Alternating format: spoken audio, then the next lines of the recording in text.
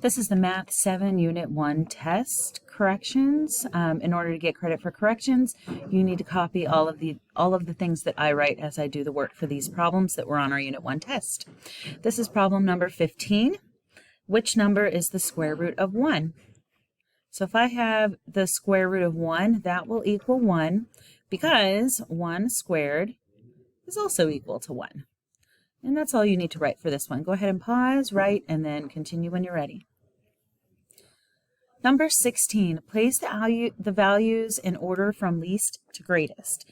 So these are all in scientific notation, which means you're going to see a number in the ones digit, then a decimal, and any number of digits after the decimal, times 10 to some exponent. So in order to order them, what I really need to focus on is which are my biggest exponents. And then if I have any exponents that are the same, then I'll look over here at the decimal. So I'm going least to greatest, so I'm just going to write L to G, has a little reminder. So I'm looking for the smallest one each time. So my smallest one is going to be a negative exponent, and I'm going to be looking for the most negative. So that's going to be this one here, this 3.8 times 10 to the negative third. That's going to be my smallest. I'll put a 1 next to it. Then my other negative one times 10 to the negative 2. And I have all different exponents on this one, so that kind of makes it a little bit easier. And then I'm going to move into my positive one, still looking for my smallest out of what's left at 1.743 times 10 to the fourth. That's going to be my number 3.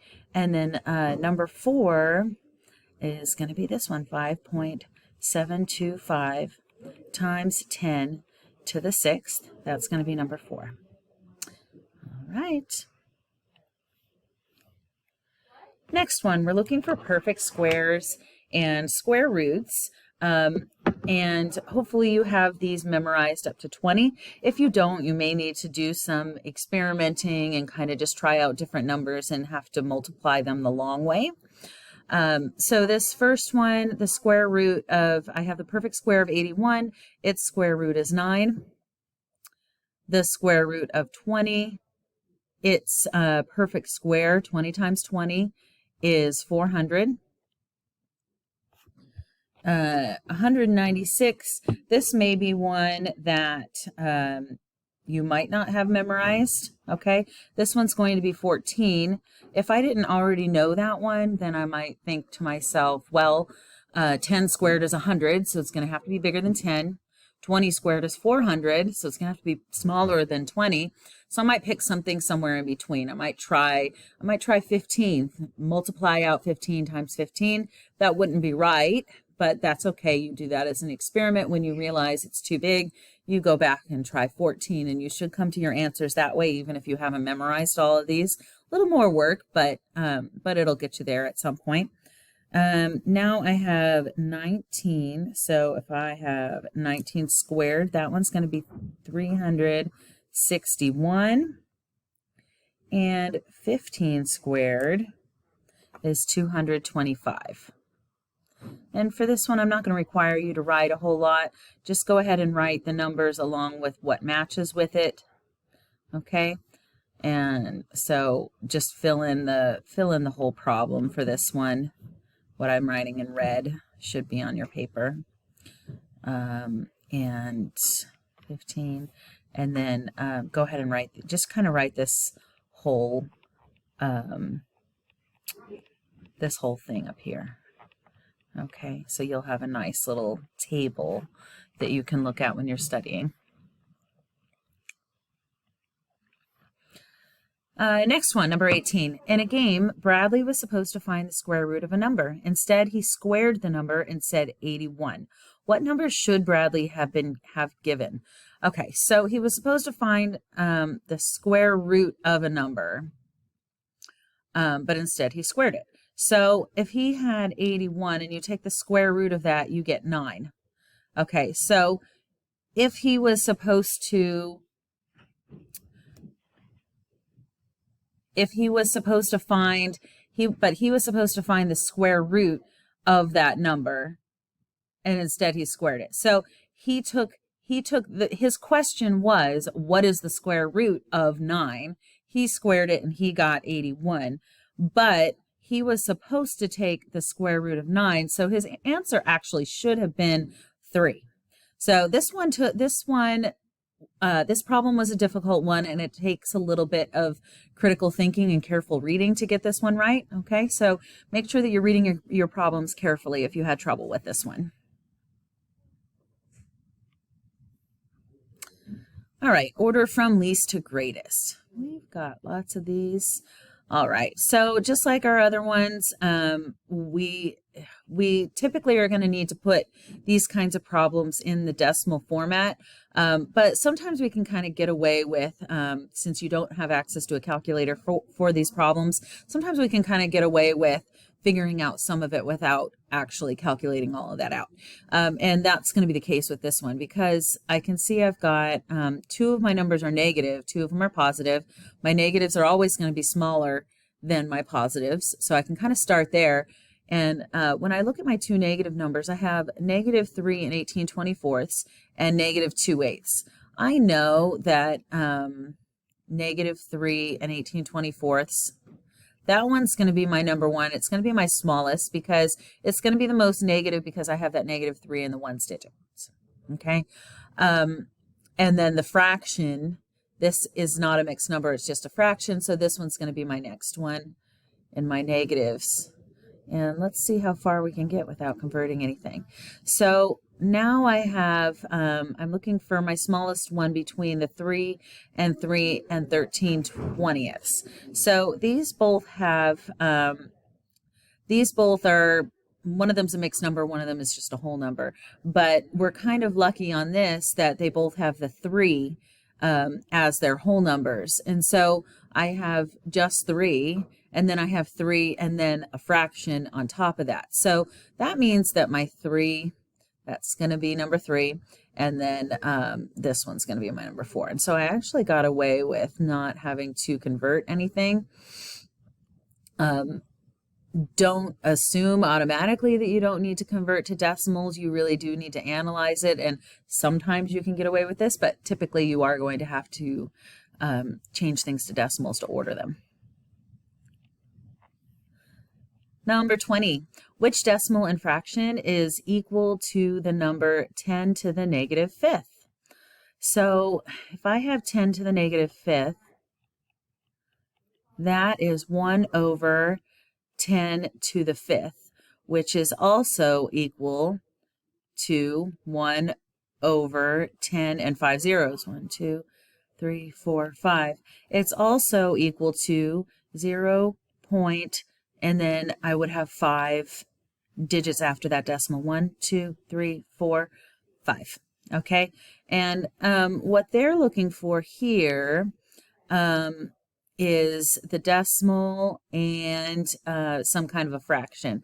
So if I'm looking at these, it shouldn't be, when I move it down in the denominator, it should become positive. So it's not going to be that one.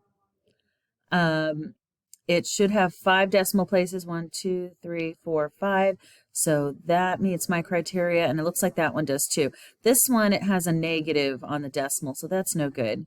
And this one has a 5 in the decimal place, so it's just trying to throw you off there. So that's not it. So it's going to be this one. But all I need you to write is this part over here. So I'm going to erase this for you, and then go ahead and copy down what I've got. All right, problem 21. What are the equivalent forms of 10 to the negative 3rd? So when I have a negative exponent, I can make that into 1 over 10 with the positive exponent. So that one is this one here.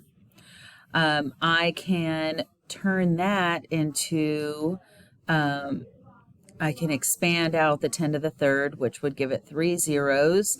And that looks like it's this one here. Then I can kind of start eliminating some. It doesn't make a negative 1. It doesn't make, again, a negative 1. All right. A negative exponent does not mean a negative number. So all of these are just no. It's also going to be a decimal with 3 decimal places. 1, 2, 3. Okay. So that is this one. Now, if I had this, I'm not going to have a 3, okay? So if it's 10 to a power, you're multiplying 10 times itself. So you don't end up with a 3 in your denominator. So that's not going to be it either. Also, we have 3 zeros, not 2, so it's not going to be that one. Okay, so go ahead and just write for this one what I've written up here.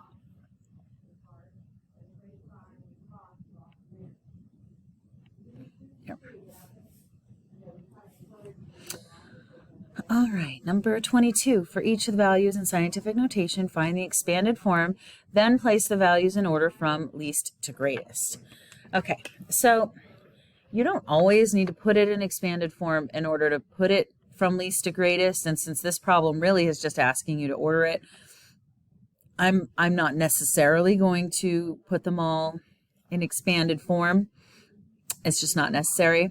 So I know that as I said in the last problem that was similar, all of these have this same format where there's a ones digit, then there are numbers after the decimal times 10 to some power. So what's going to happen here is I'm going to look for the ones with the, I'm going least to greatest. So to find my smallest one, it's going to have the smallest exponent because that's how the decimal is going to move over, right? So I have 2 of these that have 10 to the third. So then I can just go back and both of these have a decimal is going to move 3 places. So what I need to look at that point is which of these decimals is smaller, and it's going to be this one. So I'm just going to say that's number 1. And I really only can do this because they're all in scientific notation form. If some were in scientific notation and some weren't, then I just need them all to be in the same form is really the key. And so that's going to make number 2 is going to be this one. So now out of my 10 to the 4th, my smaller one, I have 2 of them at 10 to the 4th. So I'm going to be looking for the one with the smaller decimal. So that's going to be this first one here.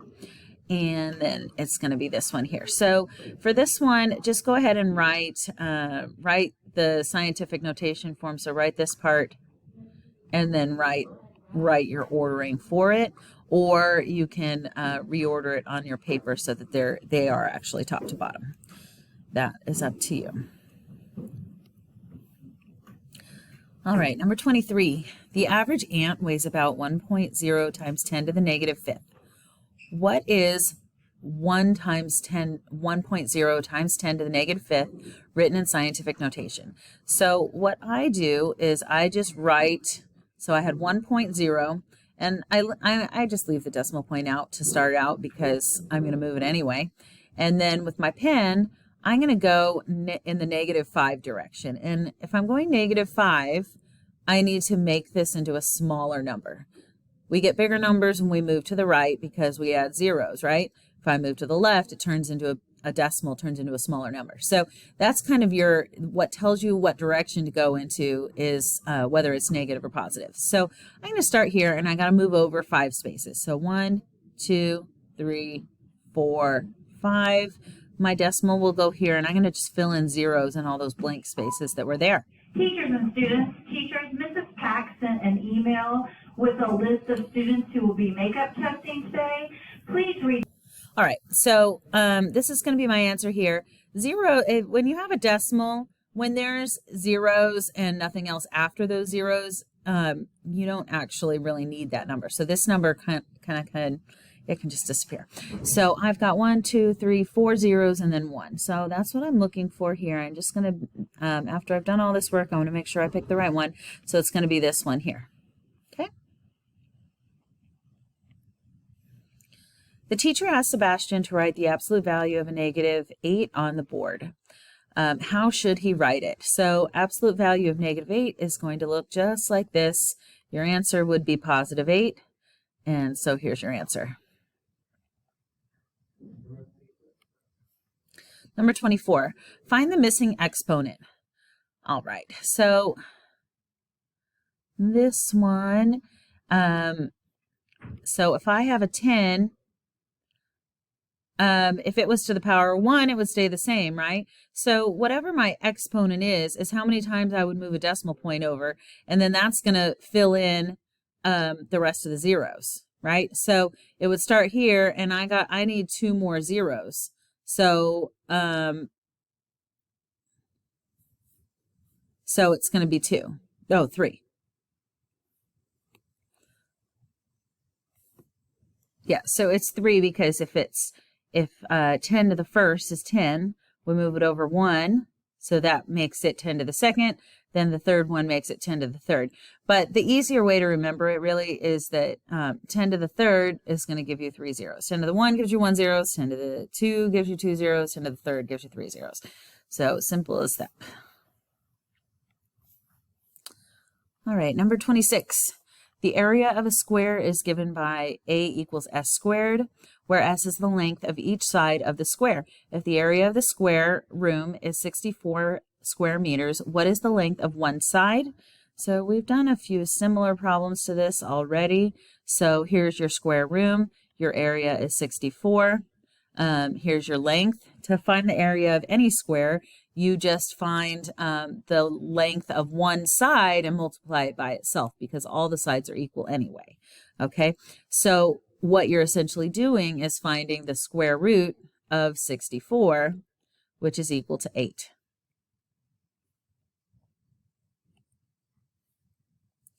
Number 27, what is the absolute value of negative 8.2? And that's just going to be positive 8.2. Which sign makes this statement true? So I have 2 numbers in 2 different formats, so I need to change one of them. This one's in scientific notation, this one is in standard. I'm going to go ahead and change the scientific notation problem. So my decimal point is going to start here. It's got to move over 4 places. 2, 3, 4. That number is going to come out to 36,800, which means that it's going to be my bigger number. So it should be bigger than 368. So just go ahead and write that. Number 29, which fraction and decimal are equivalent to 10 to the negative third? So 10 to the negative third would become 1 over 10 to the positive third, which could be, that eliminates these 2, and as a decimal, it's going to be 0. It's going to have 3 decimal places, 1, 2, and that last one's going to be a 1 because we're multiplying a 10, we're not multiplying a 3, okay? So it should look like this one. And that is all for our Unit 1 test.